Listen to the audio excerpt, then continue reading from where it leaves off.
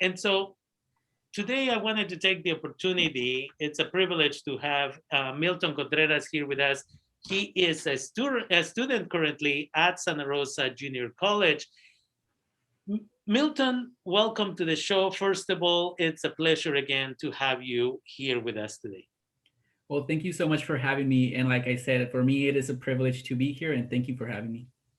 Definitely. One of the reasons I invited you to the show today is because there is a lot of dialogue, a lot of controversy. Things are coming up in the local newspaper, things are making the rounds online that students, some of the students at Roseland University Prep who are currently there and former students are speaking out about many issues. One, they didn't feel that they were prepared properly to go to college directly. Some of them were promised scholarships, and at the last minute, apparently the scholarships were taken away from them, or publicly they were told that they were going to get a certain amount, and then they didn't get the amount of money that they were promised. And there are many other challenges and frustrations that are happening. I'm interested in you giving us your own experience as a student at Roseland University Prep. And then we'll talk about where you are now and again where you are going to towards the end. So, can you tell us a little bit about your experience while at Roseland University Prep? Yes, of course. And first and foremost, I would like to start off by saying that, these are my experiences. This is something that, affected me personally. This is something that I will, this has nothing to do with me like, uh, you know, bashing or being rude or, having none of the negative ways of how I was, nothing that has to do negatively about the district itself. Everybody has different experiences, everybody has different paths. And so, yes, and that for first and foremost I would like to speak about my experiences. So I want to take back to the first year as I started in high school. I definitely did not know what I wanted to do. I definitely did not know how exactly I would go to college. I did not know what college was. I didn't know what University of California was. I did not know what California State University was. So that was my biggest disadvantage as a student in Roseland University Prep. I did not know any of that. And for that reason, I had to search that myself. What I mean by myself is that I had to go and, make sure that I knew everything possible about how I can help my community. It started by helping my community. First of all, I love my community. I love helping anyone, no matter their age, gender, race, or ethnicity. And so I had the privilege to meet with counselors from Santa Rosa Junior College who told me about, goals and plans and what they wanted me to, to do what I wanted to do with me and my life in the future. And so therefore I realized that I had a choice, and that was to go to college. So I started to do very well in school, in my grades. However, I felt like there was a disadvantage being in a predominantly Latinx high school.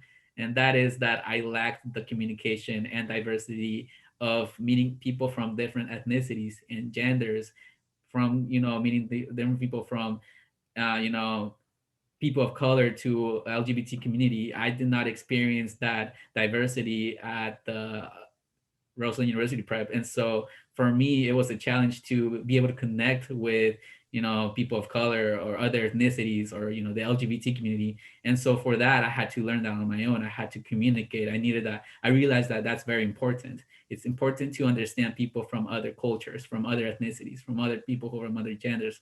And so I did that on my own. I had to look for that and ensure that I wanted to connect with them and ensure that, they are important. And so from there, I was given the privilege to apply for a summer internship at Stanford. And that's the moment that I realized that I wanted to do medicine. That's something that I've been passionate for ever since. And we're talking about 6 years ago. So for me, I realized that I want to help my community in healthcare. Their health matters, their mental health matters. And for me, that's something that I'm passionate for. And that is the reason for why I'm pursuing family medicine. I want to connect with everyone. As I mentioned, I want everybody to be healthy, to be okay. I want my community to be strong, united, and that's what matters the most. So for me, in my last year, in high school, I thought I was ready. I was given that mentality that I was ready to go and transition my academic career into a fourth year university. So when I applied to the universities that I thought I had potential in, I was unfortunate to not attend those universities as I was declined acceptances from those universities.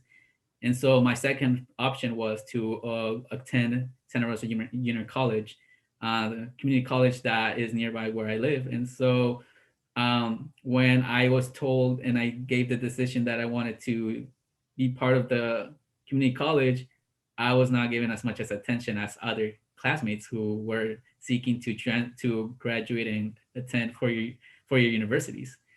And I was not alone. I realized that other students felt the same way, especially those who were going to community college.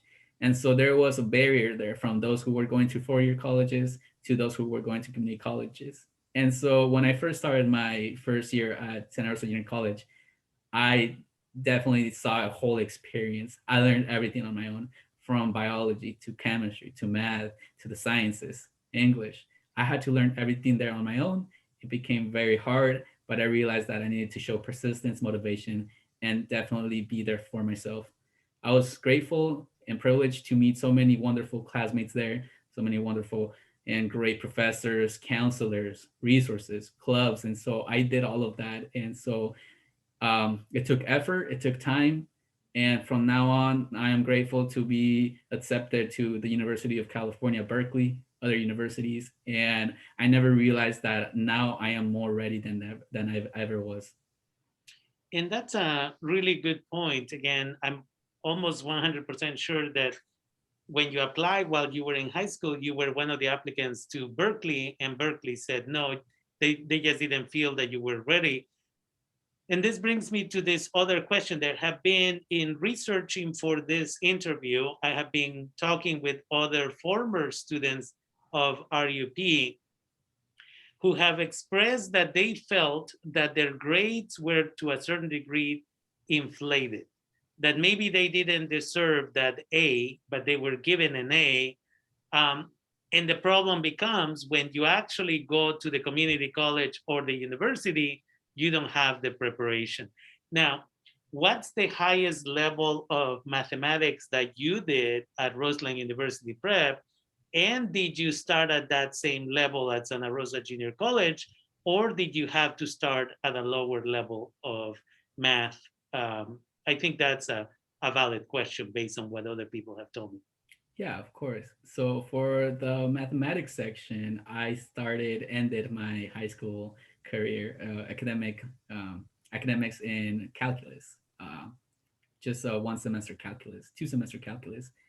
However, when I started at SRJC community college, I started with preparation of pre-algebra and trigonometry and to get to the next math class, which is calculus. So there was a big barrier there.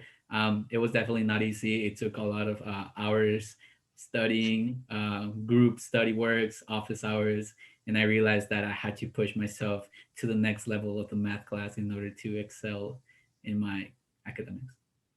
And you're one of those students who, again, has to take a lot of prerequisites for the career that you have to do, right? In psychology, you have a certain classes you have to take, but often it doesn't require chemistry and physics and biology and all of this stuff. And in yours, it requires all of those classes, right? And Right. so when you were in high school, were you told, okay, if you're going to go to Santa Rosa Junior College, how long did it take you? Did they tell you it was going to take you to transfer to a university? Well, from any myth that any student might be feeling at this moment, or from any district or from any high school, as myself, as a high school student, going back years before, I was told that I would transfer to a four-year institution in within 2 years. Um, did that happen? Unfortunately, it did not. However, I am fortunate to know that even though I was there for more than 2 years, I was given more time to prepare myself for the better. As you mentioned, yes, I'm a human biology major, so I had to make sure that I finish all the prerequisites that these 4-year institutions require, such as calculus, chemistry, organic chemistry, physics, biology, general chemistry. And so it took me quite a long time to accomplish all those prerequisites and pass them. So no, it did not take more than 2 years. And that's okay. Like I mentioned, every student is different. Every student should follow their own path. They shouldn't feel rushed to finish in 2 years. They should be, taking everything to their own pace. Everyone's different. And so that's all I can say. That's my message as well. Everyone's different. Everyone's unique in their own ways. Everybody is studying their own specialty and what they truly desire to do. So if they feel ready, they're more than welcome to transfer in 2 years. And if they don't feel ready, then it's totally okay. Definitely. And again, there's that difference between the specific majors of study that you're pursuing. Do you know any other students who graduated either before you, with you, or after you from Roseland University Prep who maybe felt that they were not ready or went to the community college or the university and ended up dropping out because they were not ready to do the work? Well, I've heard stories, I've heard rumors. I'm not aware. I do have, acquaintances or classmates, former classmates that have known that unfortunately they did not feel ready, due to their experiences. Like I mentioned, everybody goes through so many different experiences that it's hard, especially coming from fresh off high school, going to a 4-year university. It is a big step. It takes a lot of courage and it takes a lot of persistence. So being told that it depends on how people have their own experiences. For me, I had it in community college. It was hard. Now I can imagine those individuals that had to go to a 4-year university. It must have been twice as harder as everyone else's experiences, as they are all different. But yes, I've had heard stories such as not feeling prepared, classes were too extreme, and it's totally understandable. And whatever decision that they made, it's either like going forward to continuing their career or taking more or dropping. It's respected and it's understandable. Definitely, everybody's going to have different experiences. And I would say I have two more questions for you. One is, again, that some students claim, and some of the posts that we have seen and some of the conversations I've had, that they were publicly told, here, let's take a picture, and you're going to qualify for, let's say, $10,000 to go to this university. You are a student that we really valued. But when the money actually came out, they were told, you know what, we need to share the money with other students, and therefore you're not getting all of the money. And then the record was never corrected publicly about the amount of money. Do you know of any students who were told they were going to get a scholarship and eventually they didn't get it? Well, Rafael, now that you mentioned, I am one of those students. I was one of those candidates who received the scholarship but did not receive the grant. So I definitely have stories like that of classmates who've had, false promises, as I can mention. I see Mhm. it as a false promise. I see it as, something that I never received. Um, a lot of, and it's unfortunate because a lot of students, me myself being one, took countless hours writing statements, writing paragraphs over paragraphs, our own stories, making sure that our voices were heard, that everything that we valued and everything that we want about our, academics matters. And so from writing to interviews to being given the certificate that we were promised that we got accepted to get this grant, um, I was unfortunate to get that grant. And so from what from my own personal experience, it was due to the fact that I was going to a community college and that everything was already paid and that my fellow classmates or former classmates that were into a 4-year university needed it more than I did. And so that became unjust. And I felt like I myself was not worthy of being like the other students just because I was not valued as a student. And overall, a student is a student, no matter if they're in community college, no matter if they are in continuation school or in a 4-year university, they should all be valued as one student and should not be diminished by the fact that we are all from different levels. So I want to clarify what you just said. You were told that you were getting the scholarship, but later on, when you ended up deciding that you were going to go to the community college, you were told that you didn't need the money because the community college was going to be paid for? Exactly. And therefore, my money was needed for someone who was going to a four-year university. Okay, I wanted to make sure that people understood that. And my final question to you then is, and again, before actually we get there, I want to recognize the work that you have done. I want to recognize the fact that you were the one who were one of 425 applicants to the summer program in Stanford. And out of 425, 120 got to go to Stanford to an interview. And out of those 120 who had the interview, you were one of 24 or 25 who actually got to spend the summer in Stanford, in the Stanford Medical School, learning about all this stuff while you were in high school. And so I think it's important for people to understand that it is possible for everybody to participate in these programs, especially if they're low income, so on and so forth. And today you continue to work hard, and you have been accepted to UC Berkeley, and you're waiting on a couple other universities. And May 1st, you have to decide which one of the universities you're going to go to. My last question to you before my closing comments is, what can you recommend for parents at this moment who either have children or are considering signing up their children to RUP for the next school year? What should they either think about, consider, or do for sure to make sure their children are going to be successful? Yeah, my message that I can give to parents, community members, or those who have children in schools, no matter if it's only Roseland University Prep, but any other public school, is that they should highly be involved in their children's education.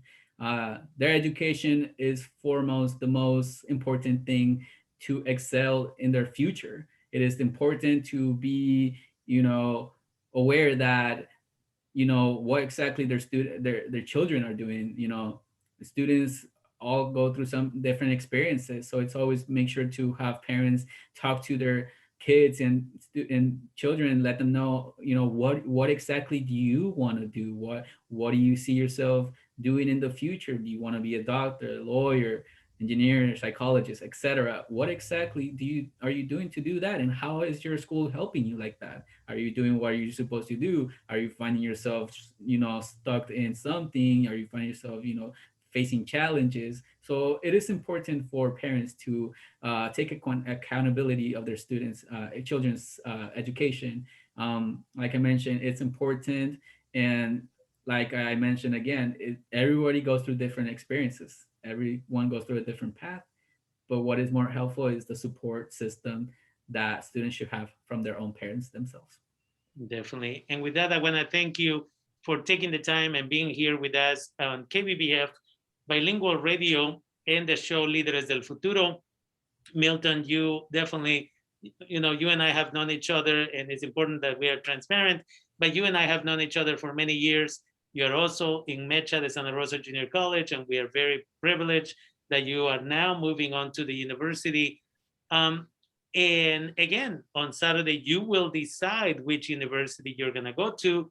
But also, again, because you don't have that money from the original scholarship, because you don't have a lot of money, you are creating, and probably on Saturday when you decide which university you're going to go to, you're going to publish your own GoFundMe account to try and get the community that you have served for so long to support you to continue with your education. Not only have you participated in volunteering with many other organizations, the latest one is, while people were staying at home and told to stay home, you volunteer many times with bagging masks and going out there and distributing masks. And you continue to do that, and you will continue to do that until you go on to the university this fall. And the community maybe doesn't know that. And so I'm happy that you have chosen to create this GoFundMe account, and hopefully the community will take $5 and $10 and $20 and make that donation, because again, we want you to be that doctor. We want you to come back to our community and continue to do the work at a higher level in a different way, I would say, than you're doing it now. So I'm grateful for the work that you're doing. And for anyone who's interested in contributing to your GoFundMe account, they can go to DACA Sonoma County, that is DACA Sonoma County in Facebook, starting on Sunday, probably, to make it, to give you enough time to do this. And again, for those who are going to watch this video on my YouTube channel, Líderes del Futuro, in the description, you will find the link to Milton's GoFundMe account. Thank you, Milton, for taking the time one more time and being here with us. And I am grateful for your friendship. I'm grateful for allowing me to be part of your life. And once again, for taking the time and be here. Thank you. Thank you so much.